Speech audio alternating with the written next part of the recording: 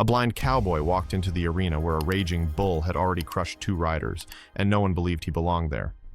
Ranch owner Jada Breyer saw him as just another broken man, uninvited and unworthy. But Craig McGinnis had a secret. He'd raised that very bull and knew its rhythm better than his own heartbeat. Just wait until you see how this impossible ride ended, and why justice against all odds finally took center stage. Craig McGinnis arrived in Duster Falls without a saddle, without a horse, and without hope. The town shimmered in the late afternoon sun, dust dancing in the air like tiny specters, the scent of horses, hay, and engine oil floating lazily along the breeze. A pair of ranchers leaned on a split-rail fence near the bullpens, spitting sunflower seeds and watching the stranger approach with squinted, skeptical eyes. He didn't walk like a drifter, and yet nothing about him belonged here. His coat, sun-faded, worn thin at the elbows, hung from his narrow shoulders like a memory. His boots, cracked and dry, struck the gravel without hesitation, guided only by the white cane brushing over the stones in gentle arcs. He didn't glance up. He couldn't. His eyes were the dull gray of clouded glass, unmoving, expressionless. The cane tapped against a wooden beam at the edge of the corral gate. He paused, tilted his head toward the angry, distant roar of a bull bucking against the metal rails. "Ah, hell," muttered one of the cowboys under his breath. "They say that blind fella wants in the arena? Gotta be some kind of joke." From atop the nearby steps leading into the viewing deck, a tall woman crossed her arms over her chest. Her name was Jada Breyer, and she didn't do second chances. She was the kind of woman who ran a 600-head ranch with the precision of a drill sergeant and the grace of a storm. Her Stetson sat low on her brow, shadowing eyes that had seen too many men try to prove something and end up broken in the dust. She clicked her tongue once, sharply. "Not just blind," she said, half laughing as she looked him over. "He's blind and uninvited." To her, he was just another man with a sad story in his back pocket, hoping pity would buy him 5 minutes of glory. And frankly, she had no time for broken men. The bull, nicknamed Fault Line, had already thrown 2 seasoned riders that morning. One had a shattered collarbone, the other was being medevaced with both legs twisted like rope. And now here came this ghost of a man, skin like unpolished leather, posture unyielding, eyes blind but strangely certain, walking straight into the heart of danger as though he were led by fate itself. "I know who I came for," the man said, his voice gravelly, quiet, but so steady it somehow silenced the idle chatter around him. He turned his chin toward the far pen, the one that rattled under the weight of the snorting, furious beast inside. "And who's that, cowboy?" Jada said with a smirk. "Don't tell me. Fault Line? You blind or just plain crazy?" There was a beat of silence. Then he nodded once. "Both," Craig said, "but that's my bull." It landed like thunder. The men nearby erupted with laughter. One ranch hand practically doubled over, slapping his thigh. Another cupped his hands around his mouth and called out, "Give the man a lasso and a white cane. Let's see some magic tricks." Craig stood firm. He didn't smile. He didn't flinch. And it was that, his calm, more than his claim, that made Jada hesitate. She'd seen desperation before, disguised as bravado. But what this man wore wasn't a mask. It was something heavier, something earned. He moved forward again and the cane clicked against the bottom rail.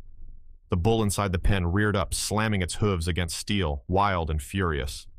Fault Line's roar was enough to shake dust loose from the roof beams. "You're gonna tell me you trained that beast?" Jada asked, frowning now, curiosity mixing with her disbelief. "I raised him," Craig replied. "He wasn't born angry, just misunderstood, like most of us." His words struck something quiet in the moment. And though a few men still chuckled behind her, Jada didn't. Not anymore. She studied the way he held himself, not with arrogance, but with resolve. Not with ego, but memory. And for the first time in years, she didn't know whether to laugh, shout, or hand him the reins. But she did know one thing. Something had just changed. And she wasn't the only one who felt it. Jada Breyer was a woman who didn't waste time. Not hers, and especially not anyone else's. The moment the blind man said the bull was his, she was ready to call for her crew to escort him out, politely if possible, firmly if necessary.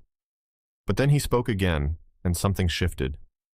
There was something in his voice, no plea, no pride, just a quiet exhaustion laced with a dignity that refused to be broken. That stopped her.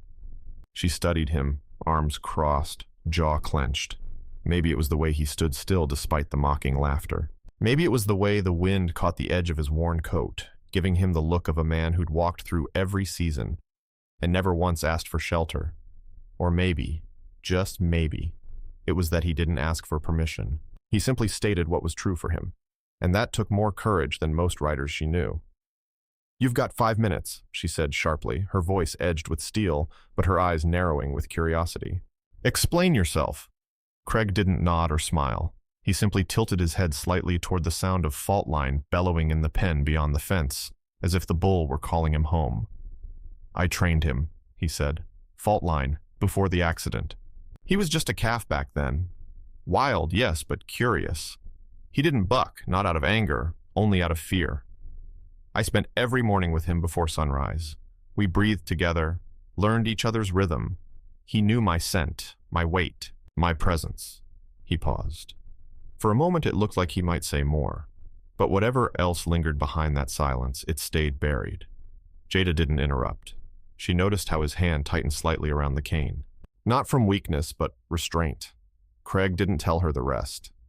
He didn't say how he'd gotten the call in the middle of the night, headlights on an empty road, tires slicing through rain, how he never made it to the hospital, how his wife, 8 months pregnant, never came home, how the world went dark in every sense of the word. Some things didn't need to be spoken. They clung to a man like weathered skin, and Jada, hardened as she was, saw it without asking. "I'm not looking for a headline," he said at last, "or redemption. But that bull, they think he's just muscle and rage. If I don't get on his back, he'll stay a monster in everyone's eyes. And to me," he drew a breath, "he'll stay a promise I never fulfilled." Jada's gaze lingered on his face, searching for something, regret, fear, desperation. But there was none, just resolve, a stillness that spoke louder than bravado ever could. He wasn't here to prove anything. He was here because he had to be, and despite herself, something in Jada softened. Not with sympathy, with recognition. This wasn't a man chasing glory. This was a man coming back for a part of his soul. She gave a slow, reluctant nod, not to him, to herself, as if she just made a deal with a part of the world she didn't fully trust. 8 seconds, McGinnis," she said, her tone low, her eyes unwavering. "Only 8. And if that bull tosses you to the sky, I won't tell a soul this was my call." A small smile touched the corner of Craig's mouth, not in his eyes, but in something deeper, as though the weight of his past had finally found a place to land. "If he does," Craig replied, "I'll take the blame, and I'll still thank you for the chance." Jada watched him for a moment longer, then turned on her heel, her voice sharp as she barked instructions to the wranglers nearby. But behind her stern orders, her thoughts spun in quiet disbelief. She had seen riders swagger into the arena with full sight and no fear and fail. But something told her Craig McGinnis wasn't like them. He wasn't here for applause. He was here to settle something older than pride. And in her chest, behind the walls she'd built over years of running a world too tough for softness, something stirred. Not pity, not admiration, something harder to name. Respect. The entire arena held its breath. Even the cattle went silent. The crowd, once restless with skepticism and amused disbelief, now leaned forward as if drawn by a thread. Dust hung motionless in the golden evening light, suspended midair like time itself had paused to witness what came next. A gloved hand touched Craig's elbow, guiding him gently toward the wooden rail. Another pair of hands steadied him at the flank. No one mocked him now. No one spoke. Not even the announcer. The usual clang of spurs and shuffle of boots had vanished into reverent stillness. 2 riders helped him climb up the chute gate where the bull stood waiting. Fault line. 1,400 pounds of raw defiance, twitching with fury beneath thick mottled hide. His hooves stamped the floor with anxious rhythm, and his breath flared in steaming clouds from his flared nostrils. He turned his massive head slightly, snorting once, as if sensing something familiar. Craig didn't hesitate. He placed one boot across the bull's back and swung the other leg over, settling low, balanced. Not with his eyes, but with a memory so deep it had its own weight. His gloved hands gripped the rope, and he leaned forward slightly, lowering his head toward the bull's withers, inhaling once. There it was. The breath, the rhythm, the animal's pulse, strong and unpredictable, but somehow known. Craig felt it through his thighs, through the soles of his boots, through every muscle that had once moved in perfect harmony with this creature. A shout came. The chute gate clanged open. Fault line exploded into the arena. What followed was chaos, at least to those watching. The bull twisted left, then launched into a spin so violent the air seemed to break around him. Dust flew. A hat soared into the crowd. One child screamed. The stands rippled with motion. But Craig didn't fall. Not in the first second. Not in the second. Not even in the fourth. He wasn't riding with his eyes. He didn't need them. He rode with his body, every inch of him absorbing the bull's tension, the shifts in power, the sudden pivots. He had ridden fault line before, not with reins or rope, but with time, and now that time returned. He felt the surge in the shoulders, the violent kick in the rear legs, and he leaned instinctively, his balance guided not by vision, but by some unspoken language between him and the beast beneath him. There was no panic, no visible struggle, just presence, just memory. The crowd had fallen silent again, unable to process what they were seeing. 6 seconds, the announcer finally shouted, voice cracking with disbelief. 7, 7.5.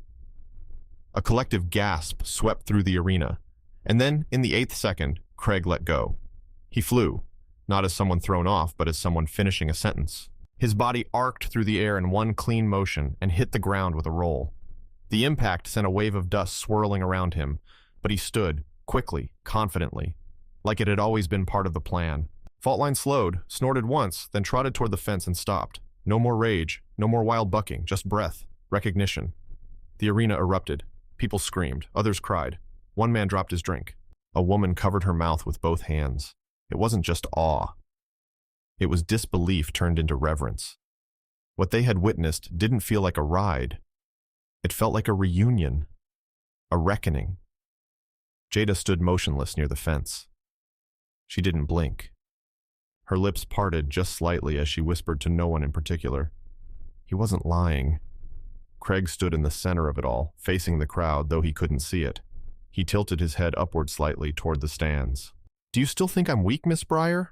he asked. Jada walked toward him, each step slow, deliberate.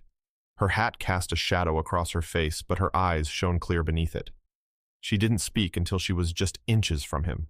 Then, without a word, she reached forward and wrapped her arms around him in a firm, undeniable embrace. It wasn't pity. It wasn't shock. It was respect. It was gratitude, and something else she hadn't expected to feel in a long time. She leaned back just enough to speak. "Are you married, Mr. McGinnis?"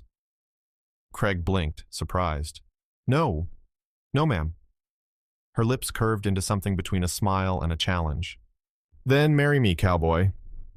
They were married right there in the same arena where Fault Line now grazed peacefully under the open sky.